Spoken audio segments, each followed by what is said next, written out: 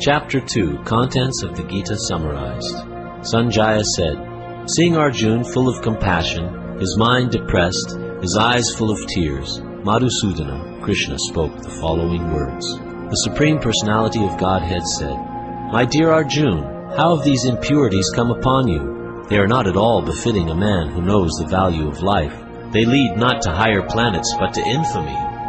O son of Pritha, do not yield to this degrading impotence. It does not become you. Give up such petty weakness of heart, and arise, O chastiser of the enemy. Arjuna said, O killer of enemies, O killer of Madhu, how can I counterattack with arrows in battle men like Bhishma and Drona, who are worthy of my worship?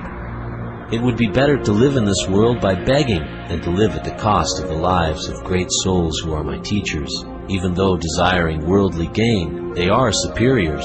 If they are killed, everything we enjoy will be tainted with blood. Nor do we know which is better, conquering them or being conquered by them. If we killed the sons of Dhritarashtra, we should not care to live, yet they are now standing before us on the battlefield. Now I am confused about my duty, and have lost all composure because of miserly weakness. In this condition, I am asking you to tell me for certain what is best for me. Now I am your disciple, and a soul surrendered unto you. Please instruct me. I can find no means to drive away this grief which is drying up my senses. I will not be able to dispel it, even if I win a prosperous, unrivaled kingdom on earth, with sovereignty like the demigods in heaven.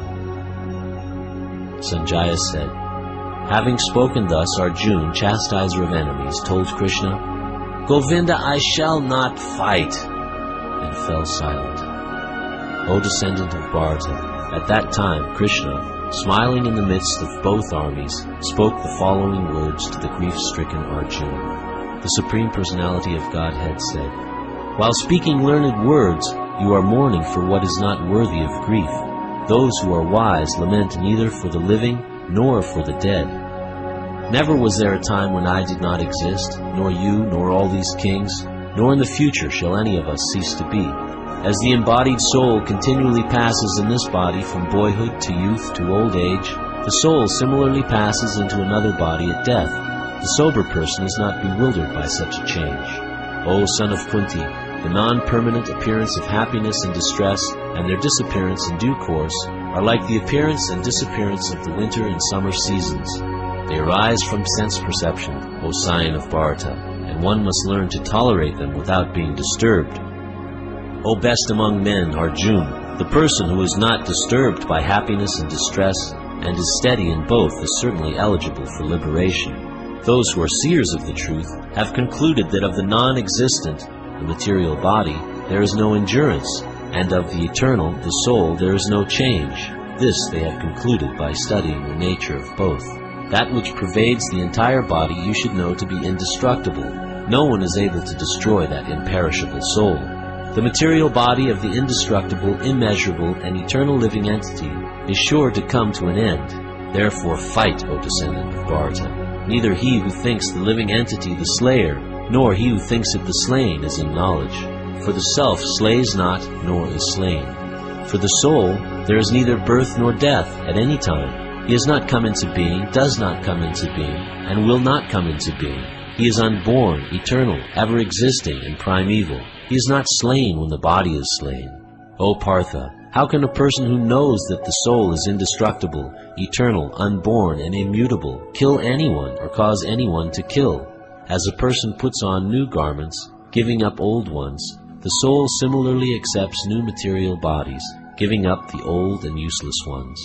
The soul can never be cut into pieces by any weapon, nor burned by fire, nor moistened by water, nor withered by the wind. This individual soul is unbreakable and insoluble, and can be neither burned nor dried. He is everlasting, present everywhere, unchangeable, immovable, and eternally the same. It is said that the soul is invisible, inconceivable, and immutable. Knowing this, you should not grieve for the body. If, however, you think the soul, or the symptoms of life, is always born and dies forever, you still have no reason to lament, O mighty armed. One who has taken his birth is sure to die, and after death one is sure to take birth again. Therefore, in the unavoidable discharge of your duty, you should not lament. All created beings are unmanifest in their beginning, manifest in their interim state, and unmanifest again when annihilated.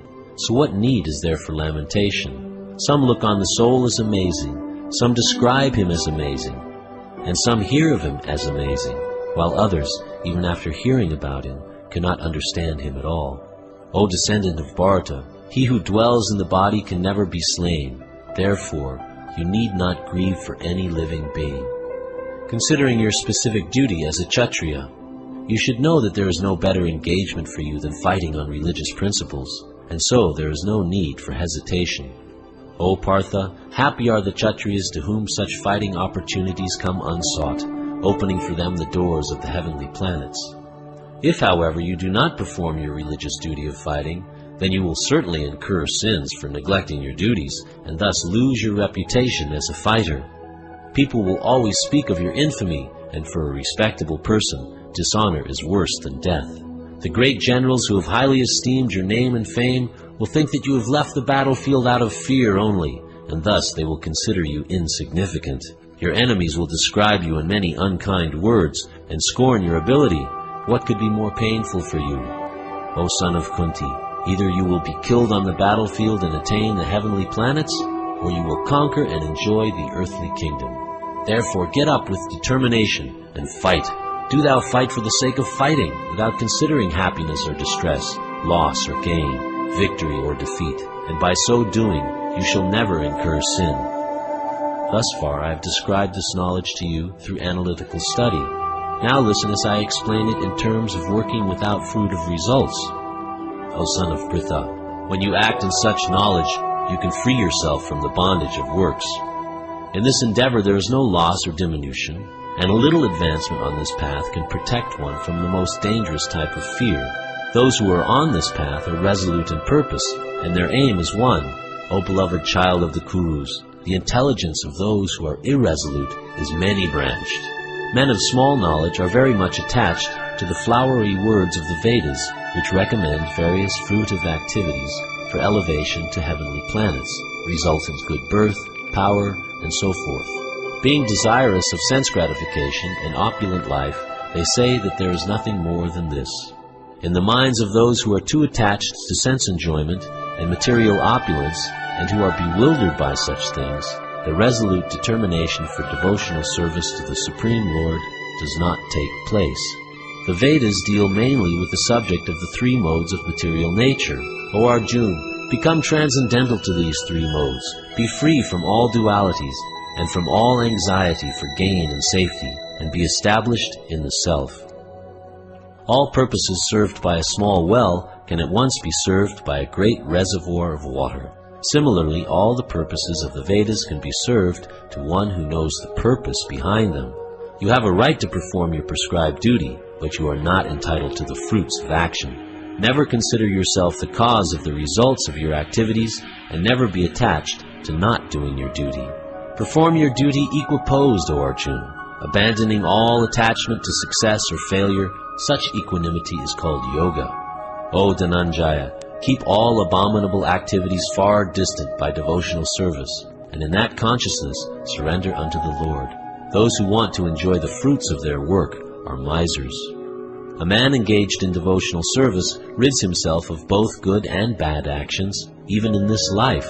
Therefore strive for yoga, which is the art of all work. By thus engaging in devotional service to the Lord, great sages or devotees free themselves from the result of work in the material world. In this way they become free from the cycle of birth and death, and attain the state beyond all miseries by going back to Godhead. When your intelligence has passed out of the dense forest of delusion, you shall become indifferent to all that has been heard and all that is to be heard. When your mind is no longer disturbed by the flowery language of the Vedas, and when it remains fixed in the trance of self-realization, then you will have attained the divine consciousness. Arjuna said, O Krishna, what are the symptoms of one whose consciousness is thus merged in transcendence? How does he speak, and what is his language? How does he sit, and how does he walk? The Supreme Personality of Godhead said, O Partha, when a man gives up all varieties of desire for sense gratification, which arise from mental concoction, and when his mind, thus purified, finds satisfaction in the self alone, then he is said to be in pure transcendental consciousness. One who is not disturbed in mind even amidst the threefold miseries, or elated when there is happiness, and who is free from attachment, fear, and anger, is called a sage of steady mind. In the material world, one who is unaffected by whatever good or evil he may obtain, neither praising it nor despising it, is firmly fixed in perfect knowledge. One who is able to withdraw his senses from sense objects, as the tortoise draws its limbs within the shell, is firmly fixed in perfect consciousness.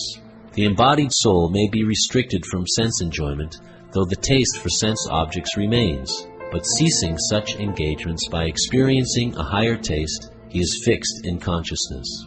The senses are so strong and impetuous, O Arjuna, that they forcibly carry away the mind even of a man of discrimination who is endeavoring to control them.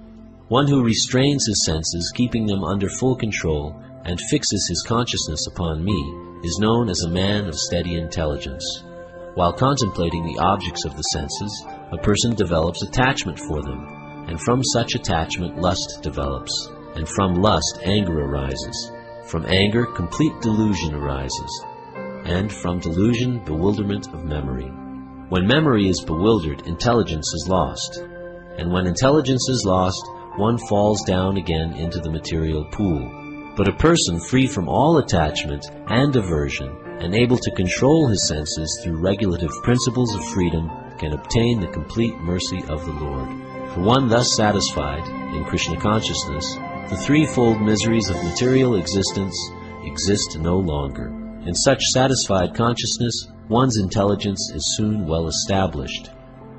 One who is not connected with the Supreme in Krishna consciousness can have neither transcendental intelligence nor a steady mind, without which there is no possibility of peace. And how can there be any happiness without peace? As a strong wind sweeps away a boat on the water, even one of the roaming senses on which the mind focuses can carry away a man's intelligence. Therefore, O mighty armed, one whose senses are restrained from their objects is certainly of steady intelligence. What is night for all beings is the time of awakening for the self-controlled, and the time of awakening for all beings is night for the introspective sage. A person who is not disturbed by the incessant flow of desires that enter like rivers into the ocean, which is ever being filled but is always still, can alone achieve peace, and not the man who strives to satisfy such desires.